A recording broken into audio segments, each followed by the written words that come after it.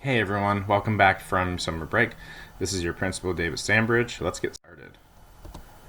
For today's purpose, we want to look at how we can minimize the effects and close the achievement gap.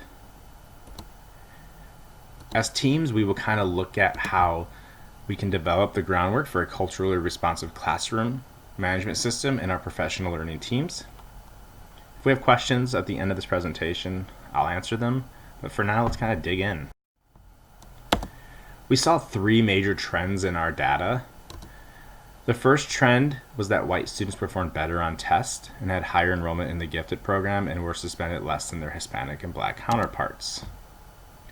Trend 3 saw that Hispanic students represent the majority of enrollment, yet have the lowest proficiency scores, highest suspension rates, belief that staff do not communicate with their parents well, do not see their culture represented in the cafeteria or staff. Tyrone Howard from Why Race and Culture Matters says that students cannot identify with their school staff and environment are less likely to be successful. And we'll see that later on in the data. Student demographic data shows that in 2011 and 2012, 1,778 students were enrolled. Of those, 964 were Hispanic. 608 were white. In the ELA and math proficiency scores, the majority were white that were successful. In the 1-day and 10-day suspensions, the majority of those were Hispanic students. Student enrollment had 54% of Hispanic students. The staff in 2011-2012, 74% of those were white. If we look back at trend number 3, Hispanic students mentioned that they could not identify with the staff at Richmond High School. This pie chart identifies and represents that feeling. So student achievement implications at Richmond High School shows that the achievement data indicates that white and Asian students have an advantage in English language arts and math courses selection, resulting in better preparation for high-stakes tests.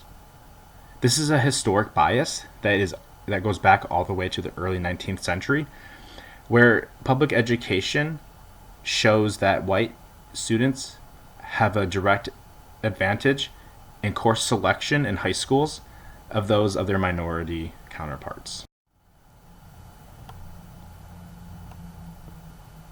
Our school culture, our staff has a false sense of connections with Black and Hispanic students, and this was supported by the staff survey and school discipline data.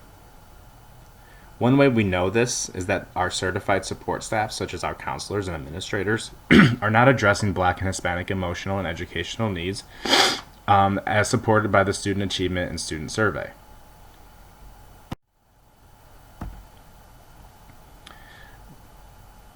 One way to address this is to continuously learn, and one of the ways that we can do that is to take ownership of our school.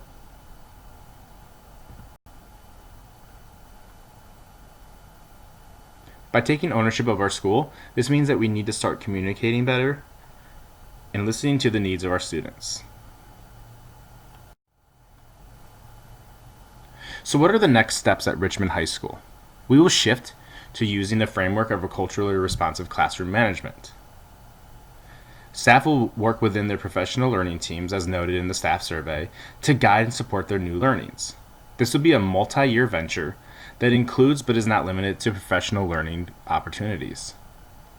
Parents and students will be informed of these changes and invited to share their thoughts. At the end of the day, Richmond High School needs to be supported by the community, as we know that community support is one way that an effective change can happen.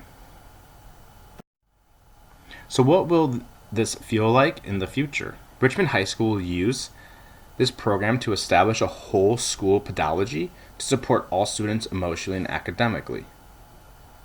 We will begin by building from the inside out, which means each staff member will have the opportunity to reflect on their own pedagogy. Each team will have a chance to reflect on their pedagogy, and then each classroom will have a chance to build within their students. Hopefully, we will influence Richmond High School in the following ways: behavior interventions and prevention, student four-year academic and post-high school schedules, frequency of communication with parents and students, classroom and campus environment, and student morale. While this won't be the end-all be-all, this will be the framework of how we can provide a whole picture education to all of our students.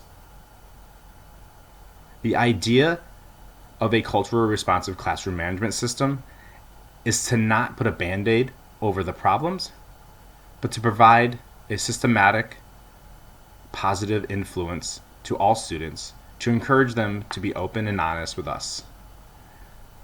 It will also provide the framework to provide a better academic, social, and moral campus for all students to learn.